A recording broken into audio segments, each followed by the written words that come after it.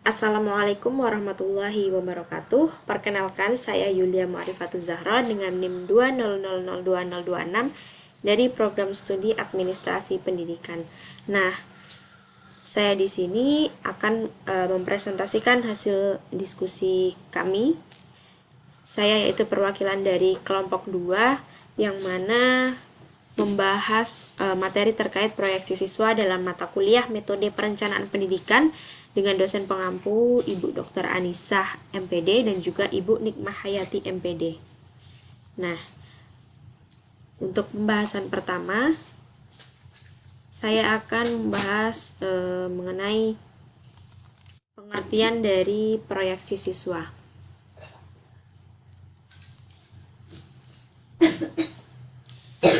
Dalam Jurnal Pendidikan dan juga Kebudayaan yang ditulis oleh Hermawan IKD tahun 2014, proyeksi ini adalah perkiraan tentang keadaan masa yang akan datang dengan menggunakan data yang ada atau data yang sekarang. Proyeksi siswa itu adalah salah satu cara untuk memperoleh data siswa berdasarkan suatu perhitungan yang dibuat atas dasar asumsi-asumsi mengenai tingkat komponen-komponen perkembangan dari siswa. Nah, materi yang kedua itu terkait dengan pentingnya dari proyeksi siswa ini. Perencanaan pendidikan itu sangat diperlukan dalam kemajuan pendidikan. Dalam menyusun perencanaan tersebut, maka dibutuhkan proyeksi tentang siswa dan juga variabel pendidikan yang menyertainya. Oleh karena itu, peranan atau pentingnya proyeksi siswa dalam perencanaan pendidikan adalah sebagai berikut.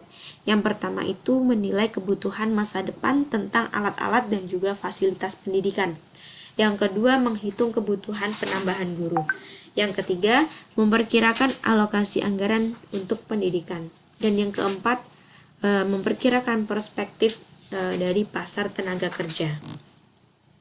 Kemudian materi yang ketiga itu adalah proyeksi siswa dengan pendekatan pertumbuhan jumlah siswa di sekolah.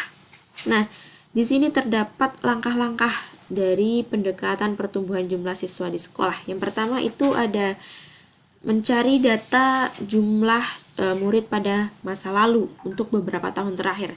Yang kedua, mencari angka rata-rata pertumbuhan murid per tahun. Yang ketiga, memproyeksikan jumlah murid untuk selama tahun proyeksi dengan mempergunakan asumsi tertentu. Nah, di sini kami mencontohkan yang pertama, dalam langkah pertama itu kami misalkan mendapatkan data murid sekolah dasar pada suatu daerah A itu sebagai berikut. Dari tahun 2019 sampai tahun 2021. Nah, pada tahun 2019 di sini terdapat 3.180.000 orang dan tahun 2020 4.400.000 orang dan tahun 2021 4.600.000 orang. Kemudian langkah kedua itu angka rata-rata pertumbuhan murid per tahun. Bila datanya seperti pada langkah 1, cara mencari rata-rata pertumbuhan itu adalah dengan menghitung presentase pertumbuhan untuk setiap tahun dalam periode tersebut, kemudian membaginya. Nah, contohnya pertumbuhan murid pada tahun 2019 sampai tahun 2020. Nah, di sini sudah dimasukkan angkanya bahwasanya pada tahun 2020 itu terdapat tadi 4.400.000 orang dikurang 3.180.000 orang kemudian dibagi 3.180.000 orang dan di sini adalah data dari tahun 2019. Kemudian menghasilkan 0,383. Jika dipersenkan, maka hasilnya adalah 38,3%. Nah, lalu pertumbuhan murid dari tahun 2020 sampai 2021 di sini sudah tertera 4.600.000 dikurang 4.400.000 kemudian dibagi 4.400.000 dan hasilnya adalah 0,045 kalau dipersenkan menjadi 4,5%. Kemudian kita hitung rata-rata pertumbuhan setiap tahun, yang mana hasil dari pertumbuhan murid tahun 2019 sampai 2020 itu ditambahkan dengan hasil dari pertumbuhan murid tahun 2020 sampai 2021 dan hasilnya 0,383 ditambah 0,045 dibagi 2.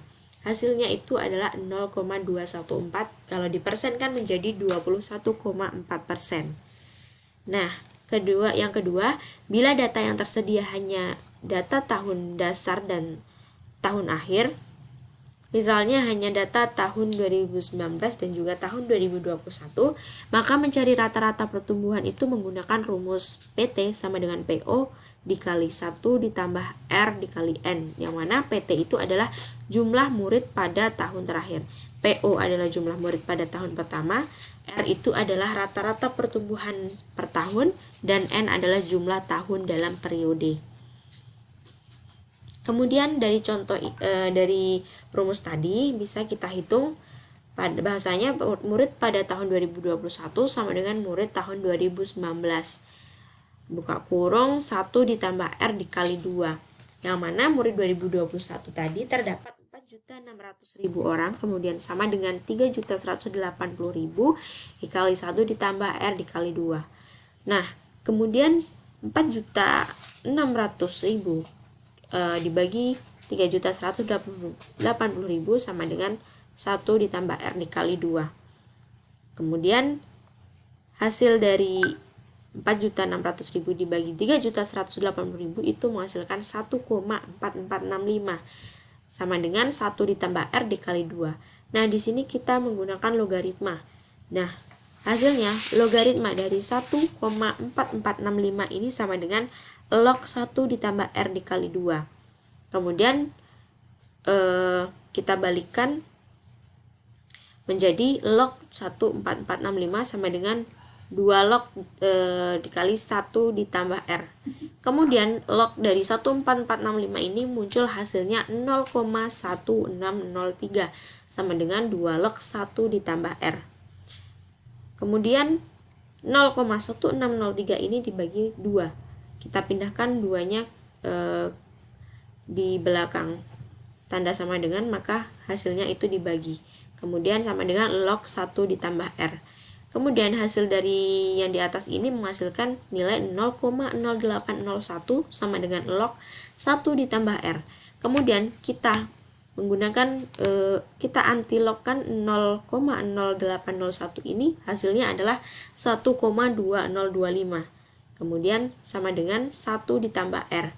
Lalu kita pindahkan R ini ke depan karena kita mencari R, maka rumus penjumlahan ini berubah menjadi pengurangan, yang mana 1,2025 dikurang 1 menghasilkan 0,2025. Kalau kita persenkan, maka keluar hasilnya itu 20,25%.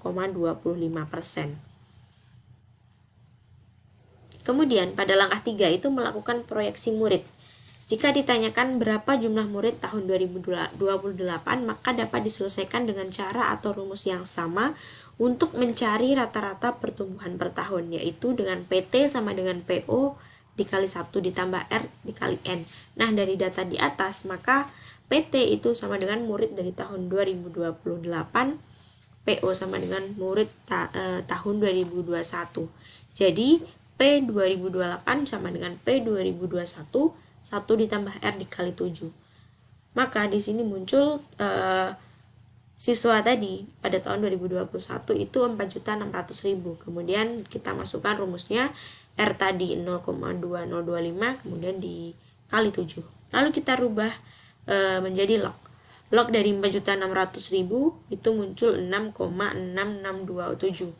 Kemudian di sini kita tambahkan yang di dalam buka kurung tanda kurung ini, 1 ditambah 0,2025 itu menghasilkan nilai 1,2025. Kemudian 7-nya ini kita pindahkan ke depan menjadi 7 log 1,2025. Nah, log dari 1,2025 itu muncul hasilnya 0,0800.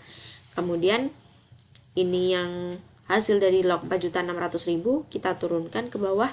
Kemudian 7 ini dikalikan dengan yang di dalam kurung, yaitu 7 dikali 0,0800, maka hasilnya adalah 0,56. Kemudian kita tambahkan dengan yang di depannya, 6,6627 ditambah 0,56 menghasilkan angka 7,2227. Kemudian kita anti-logkan angka ini, kemudian hasilnya keluar 16.699.367. Nah, Jadi, jumlah murid pada tahun 2028 adalah 16.699.367 orang atau siswa. Cara memproyeksikan murid seperti yang sudah kita jelaskan tadi itu disebut juga dengan ekstrapolasi. Di samping itu, ada juga cara memproyeksi yang disebut dengan interpolasi, yang mana memperkirakan data antara dua titik waktu. Misalnya, dari contoh di atas tadi itu memperkirakan data murid dari tahun 2022 sampai 2027. Jika yang diketahui itu adalah data murid dari tahun 2021 dan juga 2028. Baik, sekian terima kasih. Itu saja penyampaian materi dari saya. Jika terdapat kesalahan dalam pengucapan, saya mohon maaf. Saya akhiri. Wabillahi taufiq wal hidayah. Wassalamualaikum warahmatullahi wabarakatuh.